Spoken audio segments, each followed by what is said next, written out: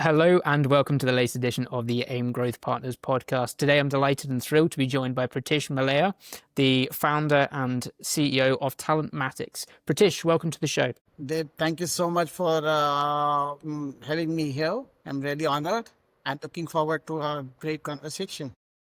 Likewise. And before we get stuck into the juicy bits, let's start with a bit of an introduction. So, for the listeners who don't know who you are, Pritish, could you give us a bit of an introduction and background on yourself? As you introduced, I'm Pritish Malaiya, and I right now head this a global staffing company.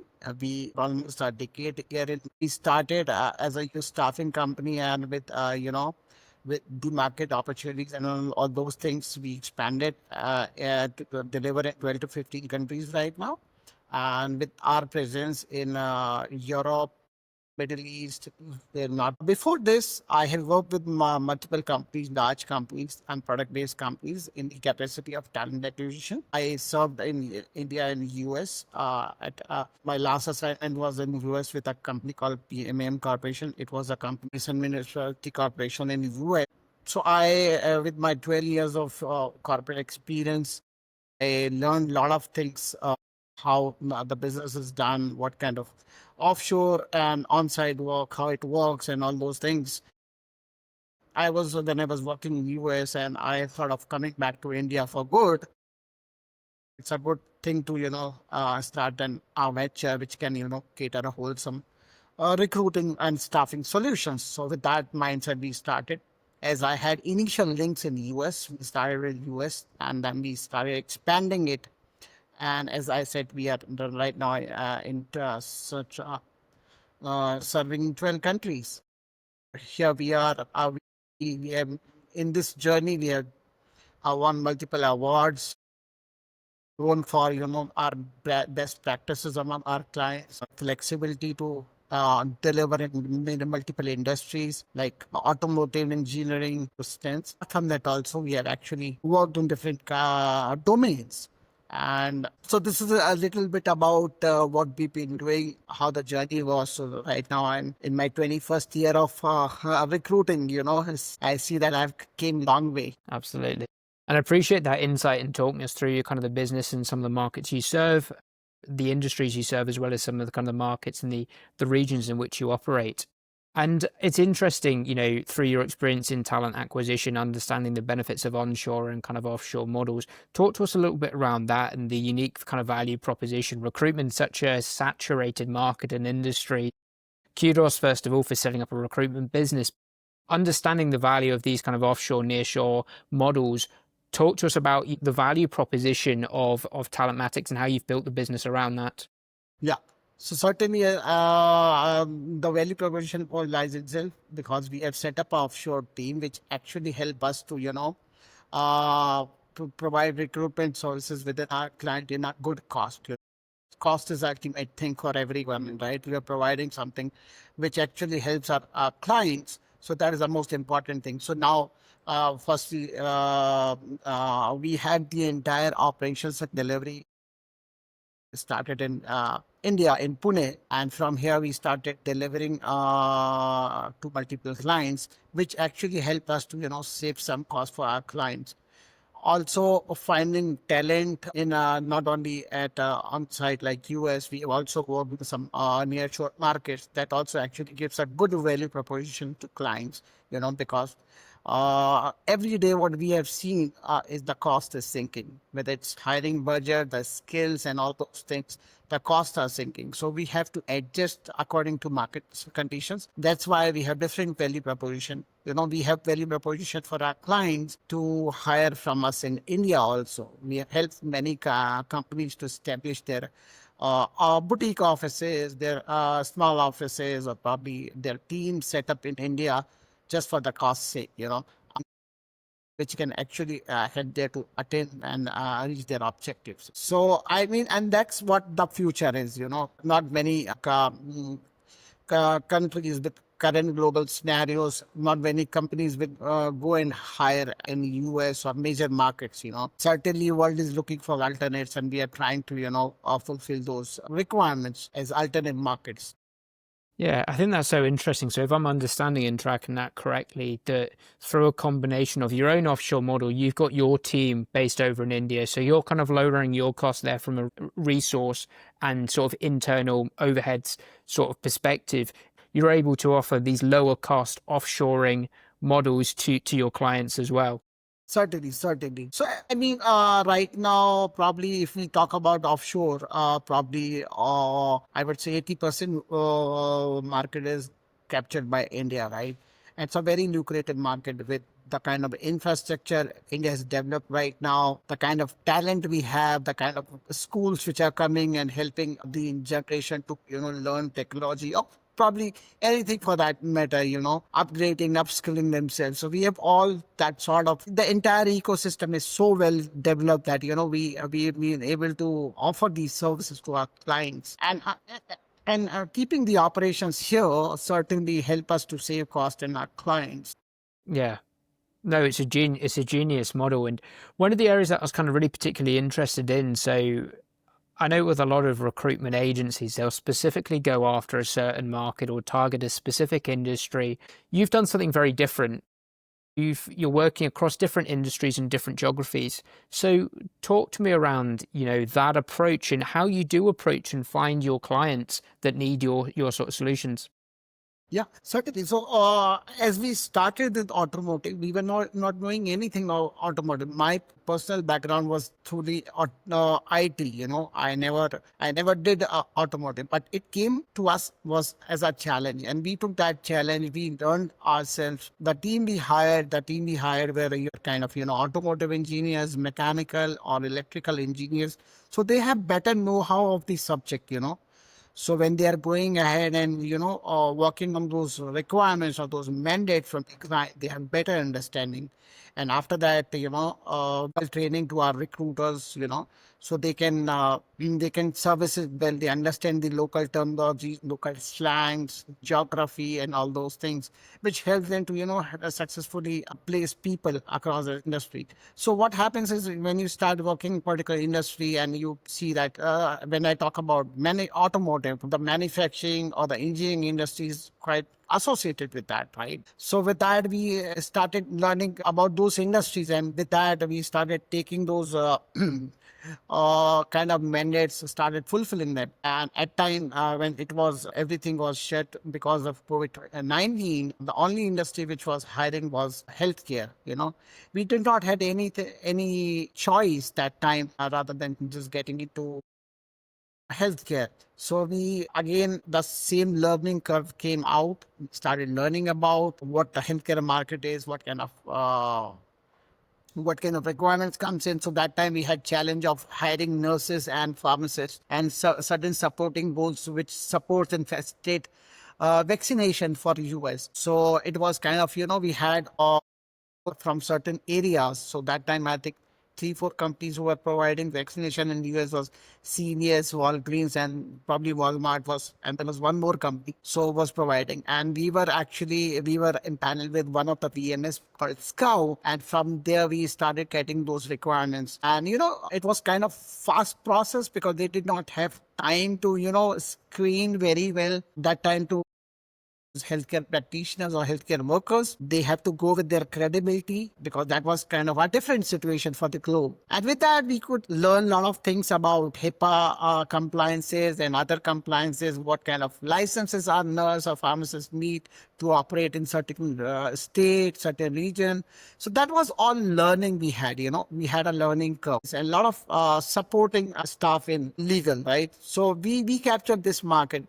We started working for a client and we got some success. And when we tried to penetrate this market, we thought it was a very big market, and that was kind of little untouched market. That's what we saw. And there was a lot of help which was required for these law firms, which we were primarily working with law firms. So they had good number of cases with them, and they were lagging just because of manpower. And so we were able to, cater that kind of market as well. So as I said, starting from our journey from automotive, checking in care and legal services always been our practice because it's kind of Probably in India, if you try to find IT recruiter, you'll find very fast. But other recruiters who specialize in other domains or industries, you will find it little difficult. It's more of training part. So as I've not mentioned IT because that comes by default to us, and not us, the staffing agencies working in India, typically they do IT. So yeah, so these are 4 or 5 industries around which we have built our practices, and we've been looking and eyeing for certain other sectors. Yeah, I was indeed. It was a great pleasure for us to work for one of our customer which is into geospatial. It's a different domain, geospatial. Hmm. So we got a customer in geospatial for which we started hiring, and we were not knowing what geospatial is. But when we found that it was a big market, and there were almost 5 to 10 players who were big players in that market. It's a so big market. We were able to place people for 3 different countries for them. With that new market for us. Hmm. It was a little again a learning curve, but we were very happy to we place people with a new domain and new markets. Like we're able to like the world might be knowing that Saudi Arabia is doing very good. They are trying to develop 12 cities within their country. And they were looking for a lot of things to be set up initially. So geospatial is one of that of things which covers for the planning and infrastructure of the cities. So we were able to place people in Saudi Arabia, North America. I think it's so interesting, like how that model, and I guess you've got having your finger in so many different pies, or having so many kind of legs to the table, whatever kind of metaphor or analogy you want to use. It's going to create a much more stable base for your business as well. We spoke about IT, and I think, most people, unless their head's been buried in the sand, will kind of realize the IT and tech market has been, and has always probably been, incredibly buoyant. But I think particularly over the last couple of years, you've seen a lot of recruitment businesses, and particularly those that have been in tech, have been struggling and in fact even closing. So I think your model of operating in these different markets, it's like a good investment thesis, right? If you're investing and you've got a diversified portfolio, you're going to be able to kind of weather those storms a little bit better than if you're all in on tech, for example. We notice all these kind of trends and different technologies, disruptive technologies, emerging in the market. And I think it would be remiss of us not to kind of turn some attention and focus to AI and automation. I know a technology and a tool, a technology that's been incredibly disruptive across the recruitment space. Talk to me and the listeners around what impact you've noticed that having on your business and the businesses you work with so far. Certainly, AI and automation has left a great impact. I have been from a generation where technology stack started when I was in college or when I started my initial jobs. We saw, couple of technologies coming in, like Microsoft was one, Java was one, and the old technologies like legacy technologies like mainframes and COBOL were there. We've been talking about so many technologies, so many changes in 2021 as I have seen in technology itself, one coming other and changing them, starting from your interfaces, UI, UX, changing the course of technology. The way the data used to be managed before, now it's all about cloud, right? So there's a journey of everything, right? Then the probably last 10 years has been the decade of automation, is looking for automation, right? Automating their processes, systems and everything, because they as they're expanding their business, they need to do those things, right? And they have to have global reach, so using SaaS product or probably using various ERPs like SAP, Oracle and all those things, just to have those expand. And here we are at last 2 3 years 4 years, there's a buzz about AI, right? Certainly, we've been working a lot. It's kind of one of the high selling skills right now in the market. Everybody wants to implement AI within their systems, right, to make them more effective. Everything is right now moving towards AI because they want our machines to be more interactive rather than, putting commands and prompting. So, and their systems, their application have to be more logical. AI may have replaced, right? Probably for our day-to-day work, we've been writing emails, we've been drafting, we've been doing Grammarly, we've been doing checking. Now everything has been out. We moved out just because of AI. You have to be a good prompt engineer, and you get a good email, a good letter, or whatever you want to. So I see a great impact in AI within our business also in recruiting. I have played a vital role by automating systems, getting more accuracy in recruiting, getting better results by the AI tools. So we use LinkedIn for that. LinkedIn has actually developed their AI in the within LinkedIn, the AI is so good, so accurate. It's been a very good help for us, for the community, the fraternity.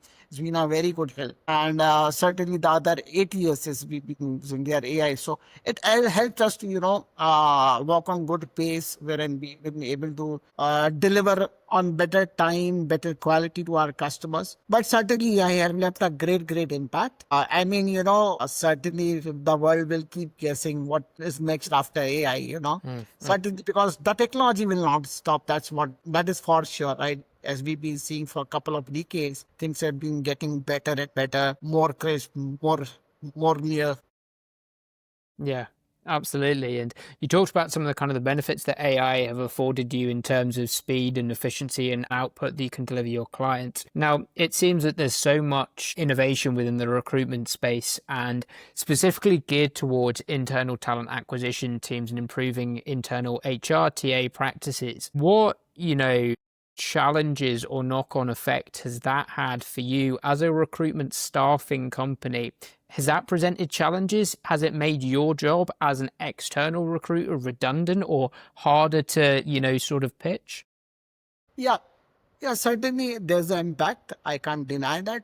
There's an impact with AI, because if everyone have implemented better systems at that place, right? But again, I would say there's nothing better than a human touch, right? You can automate the process and you can do that.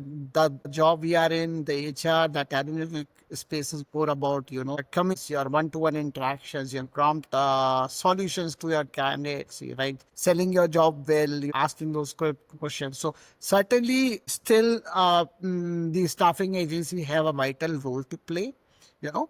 I would say I would take it as a positive thing because a lot of things has been eliminated from the recruiting cycle. I spoke about the efficiency, the speed have come up. Yeah. Again, if we are customer might be having giving us little tough time, but certainly, as I said, there are a lot of things which we can implement within ourselves that which we can give value add to our clients, because everything, what I had a philosophy, right? If I'm into recruiting business, my core business is recruiting. IT companies' core business is not recruitment, right? If they want to enhance, they want to enhance their business processes, right? There are other things, right? So I still see that staffing agency are a kind of wholesome partner to them, can help them to, fill their roles better. Yeah, yeah, absolutely. So I guess on an individual basis, they might make one or two good hires, but across the board, it's time better spent elsewhere on higher priority tasks, focusing on the kind of the business processes, which fundamentally recruitment is not their bread and butter. So the It's not correct. time required to get good at that and to find it, I think, I've worked in recruitment as well. The time it takes a recruiter and, your team to identify and know what good looks like, to understand and map the processes that make for an effective onboarding and hiring process, it's going to be intuitive. It's going to be second nature to you. So the time taken for that end-to-end process, yes, AI and automation tools in the hands of a competent TA person, is going to massively shorten the time. But I guess spanned out across big projects, multiple hires, it's still not going to be comparable to putting it in the hands of the specialist, the recruitment agency. AI has given us cutting-edge data to work on, to find talent. That's very important thing. We should not forget that, the live data, the kind of, the trend, the market trend, right? That actually help us a lot. That help us with the market sentiment. That help us where the talent lies. It becomes very easy to, with those tools like LinkedIn have that tool called Talent Insight.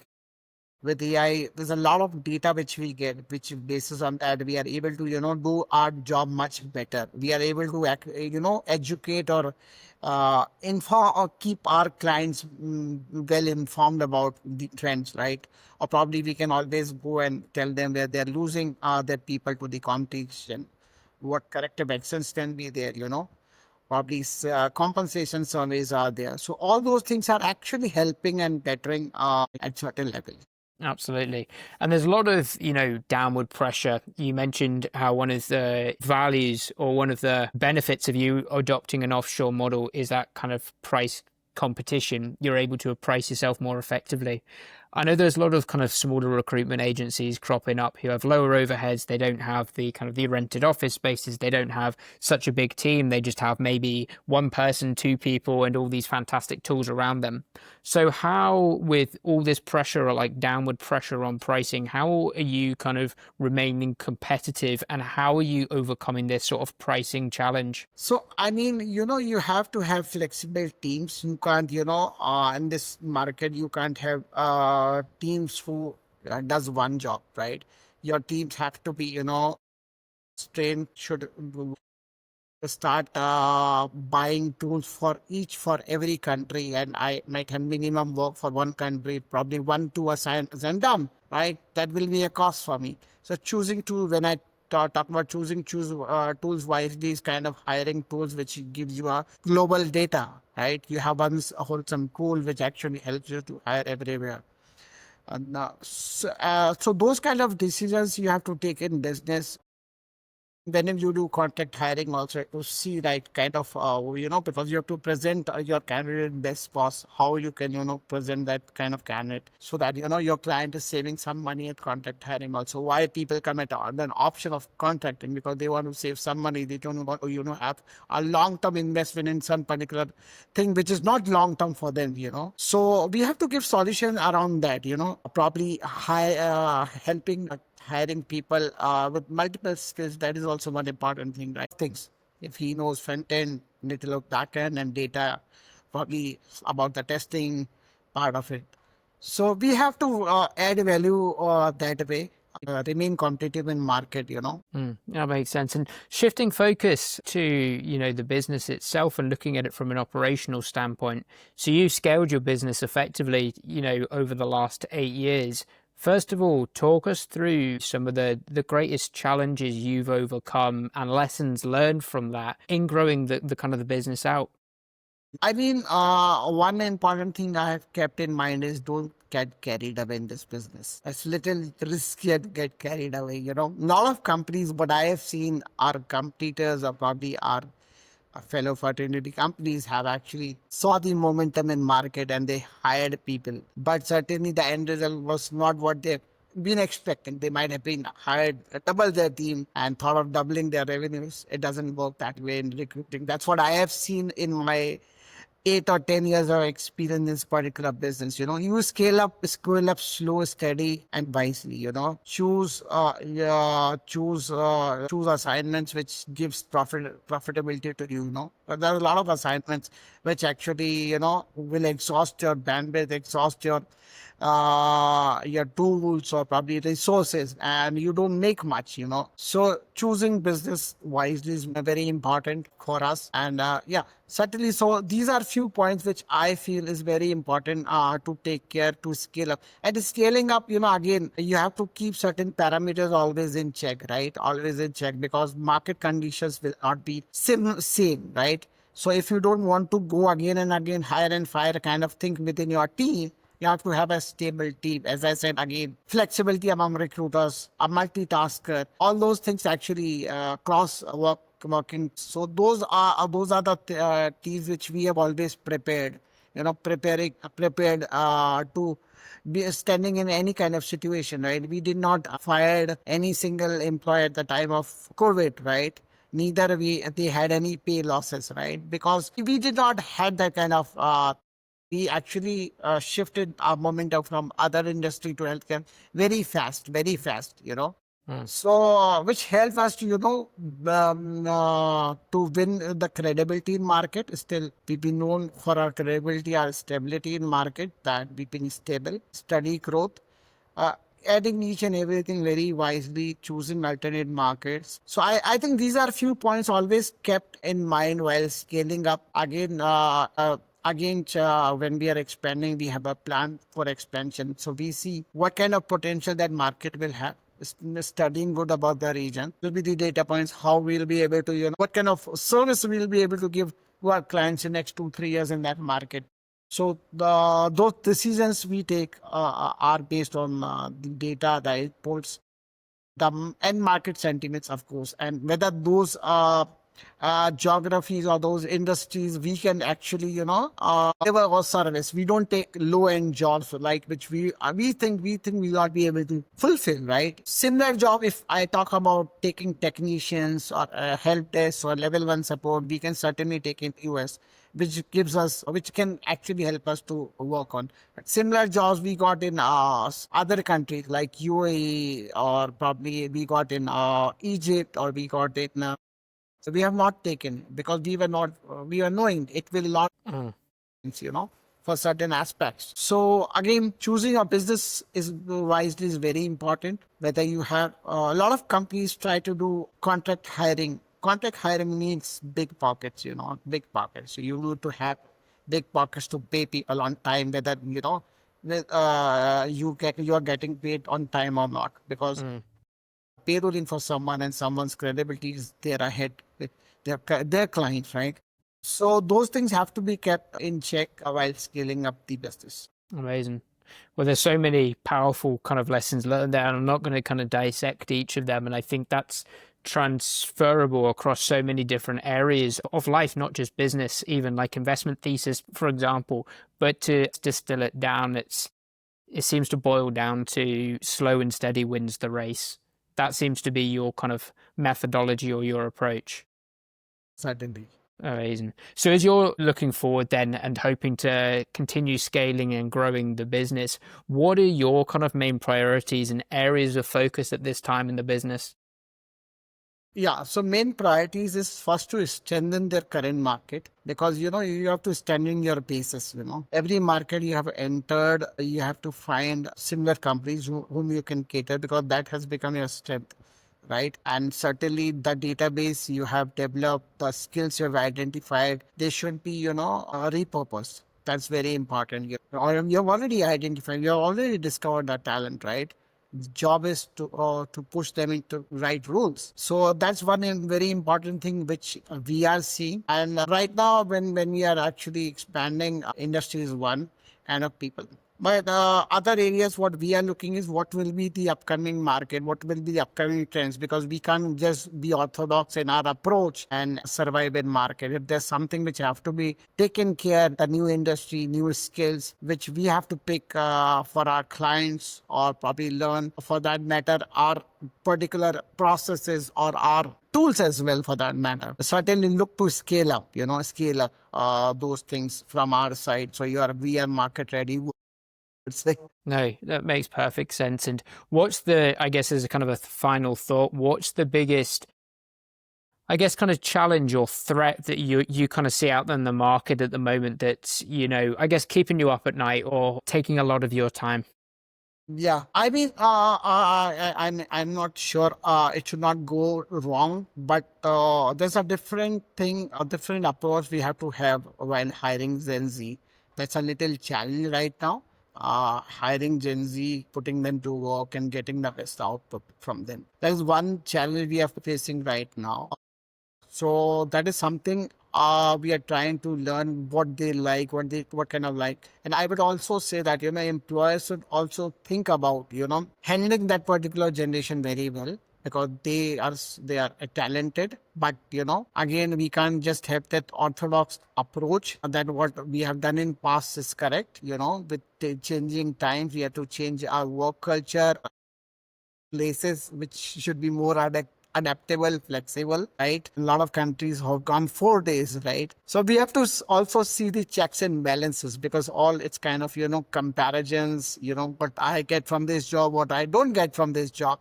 it's kind of gen. So I'm seeing that can be a potential challenge in market. How you gonna handle that particular sort of hiring of Gen Z? Whether you are I mean organizations ready to have them on board and actually make them productive. It's not only about having them on board, making them productive, skilling them, upskilling them. So I think that will be something which will be seen far. We've been talking a lot about, the current workplaces, the current scenario. So that is something which will be very exciting because, generation. So travel from I particularly at my workplace have to adapt according to what my team wants.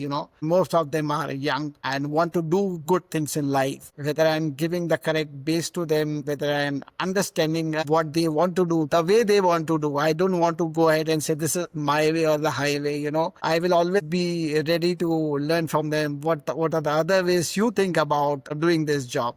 So I've been being open about the change, which is very important. Changing your mindset, change mindset is very important. That's what I see. Wow, that's so interesting. I think we could probably do a whole nother podcast episode on that. And I think particularly maybe in a year's time, maybe in a couple of years' time, it would be interesting to kind of circle back and revisit and see what you think's working best and, give us a bit of insight there. But look, I think I've learned so much from this episode, and I really want to thank you for the time and kind of contribution you've made here. I think it's a really inspiring story how, you set up the business, how you've navigated so many kind of different challenges, gone for quite a non-conventional approach, but an approach that's worked for you, and you've scaled the business successfully, operating across different regions, different markets, and created a really resilient model. I think admirable that you said that you didn't lay anyone off during COVID, and that slow and steady measured approach to growing and scaling the business has obviously put you in incredibly good stead. So, thank you so much for sharing, your story, your mission and everything with myself and the listeners today, Pritish. Any final thoughts or closing thoughts from yourself? No, I mean, what I see is, we have a fantastic future for every person down and do well for their industries, their countries, and their roles. So, and we are very excited about the future as well. As we talked about the technological challenges, the manpower challenges. But what I see is we are here to, solve those challenges. So those will be my parting notes. Amazing, amazing. Well, so inspiring. Thank you again for your time and your final thoughts there, Pritish. I'll leave it there and thank you for your time.